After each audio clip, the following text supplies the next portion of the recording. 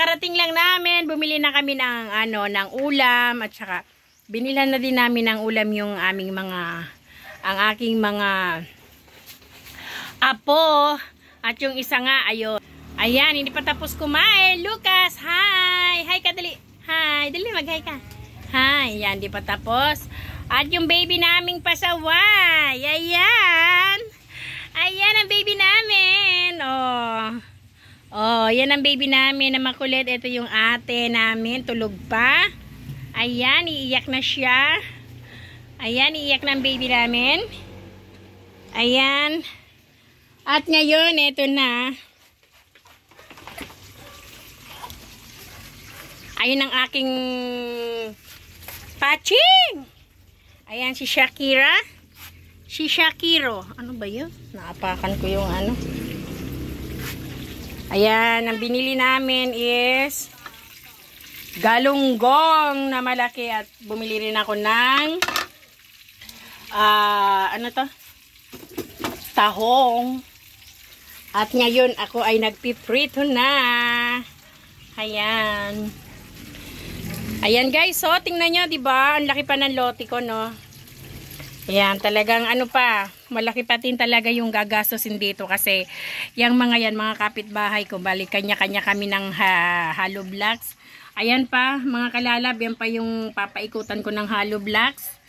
At ito nga yung namin, banyo namin, diba? Ito nga yung banyo namin. Dati kasi ang bahay namin talagang as in dito sa likod. Kaya lang, nung nasunog tong kapitbahay namin na yan, nasunog. So, nadama yung bahay namin. Bali, dito yung bahay namin yan. Bali, dyan ang bahay namin. Dyan sa Mayero naman. Yan ang bahay namin. Tapos, pasok sa bahay namin yung banyo. Eh, nung nadamay nga ng sunog yung namin. Ano ba yun? 2000, ano ba yung nasunog to? 2010? 2010 yata yung nasunog to. Ayan. Bale, ayan yung natira na lang. Yan na lang yung natira, yung banyo namin. Kaya, malaki pa talaga yung gagastusin. Ayan. Kung hindi nga lang kung wala nga lang akong college, is talagang as in gawa na talaga ang bahay namin. Kasi si architect, bali 5 years yung course niya, and then gagraduate na siya. Last na tong next June 2025 yan, graduating na siya. Ayan, mapapagawa ko na rin. Sabi ko kay architect, ikaw na magpapagawa niyan. Ayan. Masarap ang buhay. Masarap ang buhay pag dito ka sa Pilipinas kasi syempre unang-una kasama mo ang pamilya mo, 'di ba? Kasama yung mga anak mo. Yun nga lang ang problema nga lang kasi nga nagkakapera din, hindi naman sa hindi, kaya lang kumbaga parang sapat-sapat lang, no? Pero okay lang kasi matagal ko na rin iniwan yung mga anak ko. Yung natatandaan ko, nung nag-Dubai ako, 8 years old ko iniwan yung bunso ko. Tapos 2 years, 3 months lang ako sa Dubai.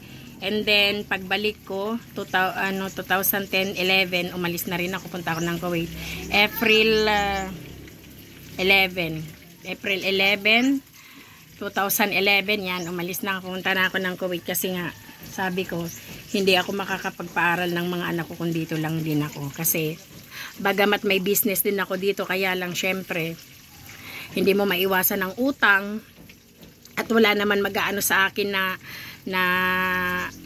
magdadagdag ng puhunan kasi lending lang ang puhunan ko. Ayan. Talagang kinarir ko na talaga. Ginarir ko na talaga mga kalalab. Ayan, awa ng Diyos. Ayan, may architect na ako. Hindi man nakapagtapos yung tatlo kong prinsesa. Pero may architect naman ako. Ayan! O, diba? Ayan, kaya tiwala lang talaga, lalo na kay God talaga, na alam ko na bawat isa sa atin may talagang linaan na magandang buhay ang ating Panginoon. Kaya, ayan, thank you for watching! Bye!